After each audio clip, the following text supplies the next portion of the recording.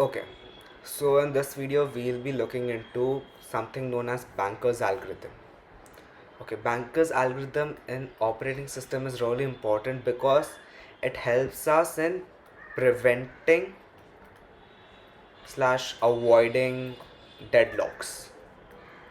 We don't want to break our systems, and hence deadlock avoidance is very important for an operating system. Okay, it even helps us know that is there any deadlock happening in the future. That is, we are aware, pre-aware about any deadlocks that are going to happen in the future of the, like a short span of future for the operating system, right? So deadlock Banker's algorithm is basically that the processes and resources are all known to the operating system. That is, the operating system is aware about the number of resources that the operating system has, and the number of resources it has, processes it has, and the resources it has. And it is also aware about the time that a process is going to take to execute, the number of resources it is going to need to complete its execution or the task. And hence what we are going to do is basically we're going to solve a numerical. So the numerical is like this. Now don't worry, I'll explain what is happening over here, but let's see what is already given to us and what we have to find. So before I explain this table, I want you guys to know what the question looks like. So the question will look something like, we have to find whether or not the system has a deadlock in it. So we have to find, is there a deadlock in it, or is it a safe system, right? Is it a deadlock or is it a safe system? How do we do that? I'll show you. And if it is a safe system, we have to find a safe sequence for it. I'll even show you how to find a safe sequence. So if we have to first find if it is a deadlock. If it is not a deadlock, we have to find the safe, if it is a safe system. Obviously, if it isn't a deadlock, it has to be a safe system. And if it is a safe system, we have to find the safe sequence for the same. So now I have this table made over here, right? Before we dive into the table, look at these three things. Okay, so what are these three things? They are resources. This is resource A, this is resource B, this is resource C. Okay, and what are these digits? These are basically instances or copies of that resource. Basically, if it is written A equals to 10, this means that there are 10 instances or 10 individual copies of a resource A. And resource A, right? So these are the maximum number of resources present in the operating system. Max in the operating system. Okay, so now the second thing that we have is number of processes. Don't worry, these things will be given to you in the question. Okay, so we have 5 processes which have to be executed, right? Now let's get into the table. We have 5 columns over here. The first column can be ignored, that is processes.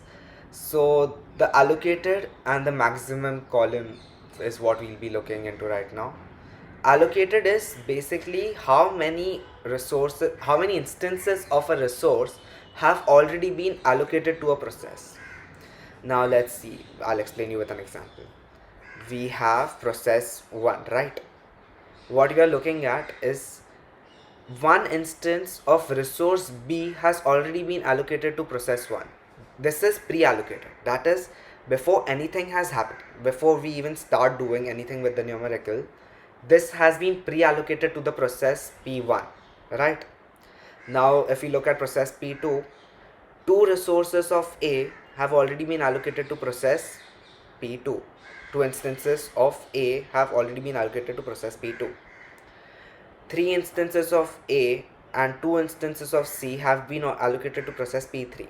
So this is pre-allocated stuff, right? And what we have here is maximum. This is maximum needed for the process to get executed, to terminate, to get successfully terminated. It needs maximum these number of instances of a resource. So what T1 needs, it needs 7 instances of A, 5 instances of B, resource B, and 3 instances of resource C to get fully executed, right, or get terminated. So what do we do? The first thing that we do is, now you if you understand, similarly 3 instances of resource A, 2 instances of resource B, 2 instances of resource C are needed for execution of process P2. This is needed surplus of this, not including this, right? So before starting, this is the first thing that you do. We sum up the instances that have been allocated. So in resource A, we have 0, 2, 3, 2, which gives us 7. I'll write it अच्छे से, which is 7. Now we have 1, 0, 0, 1, 0, that is 2. Here we have 0, 0, 2, 1, 2, which is 5. So we have 7 resources of A, 2 resources of 2 instances of B, sorry, instances, 7 instances of A, 2 instances of B, and 5 instances of C already allocated to the processes, which are these processes, right, including process 5 obviously. Now what do we do is, the first thing that we do is create the available resource. So the available resources are these total minus the maximum resources. We found the maximum resources over here, which are A got 10, B has 5, C has 7 instances. Okay, so basically what we do is, to find the available instances of A, we do 10 minus 7, which is 3 instances of A, 5 minus 2, which is 3 instances of B, 7 minus 5, that is 2 instances of C. So we have the number of available instances of every resource ready, right? This is C. Okay. So now what we do is, we come to the remaining column. Remaining formula is really simple. What remaining is, remaining equals to max minus allocated. Okay, apply that to every resource. Basically resource क्या बोल रहा है कि मेरे पास इतने बाकी है, इतने चाहिए और उसको. Okay, तो one instance of B has already been allocated, so we subtract 1 from here, that is 0 minus 7 minus 0 is 7, 5 minus 1 is 4, 3 minus 0 is 3. So process P1 requires 7 instances of A, 4 instances of B, 3 instances of C to terminate its execution. Similarly, we'll do that for every process, which is 3 minus 2 is 1, 2 minus 0 is 2, 2 minus 0 is again 2, 9 minus 3 is 6, 0, 2 minus 2 is 0. What we have here is 0, 1, 1, and we have 4, 3, and 1. Okay, so now the things get interesting. Okay, for a process to complete its execution, it requires all the instances at the same time. ऐसा नहीं चलेगा कि ये free पड़ा है तो पहले 3 दे दिया, फिर B फ्री हुआ तो पहले फिर B के 4 दे दिए, वैसा नहीं होता है. Okay, it requires all the instances at the same time. Now here we have 3, 3, and 2 available. So let's start checking कि पहले can we complete the execution of the first process. We have 7 instances of A, 4 of B, 3 of C, which is greater than the available resources. So you can't execute, although you can't execute this. Now we come to the process P2. We see what the thing is, the remaining should be lesser than available, lesser than or equal to available. Okay, this is the separate thing. Okay, it should be lesser than or it should be lesser than or equal to the available resources to execute. Okay, so here we have 1, 2 and 2.